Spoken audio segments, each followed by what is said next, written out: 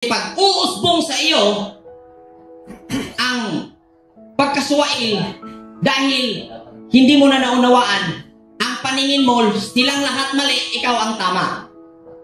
Pero ang cause sa ganung pang pinaglalaban mo dahil nalito ka na. Tingnan mo ang mga rason ng mga taong ganyan. Hindi ko na naunawaan.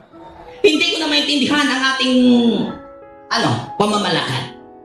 Lahat ng mga pagkakabahagi-bahagi, ganun po ang nangyari. Ganun po ang naging faction. Unawain. Kaya mag-uumpisa ang ugaling rebellious, Nimrod, pag nalito ka na. Kaya wag mong hayaan kung mararamdaman mo ang kalituhan na ikaw ang i-override nito.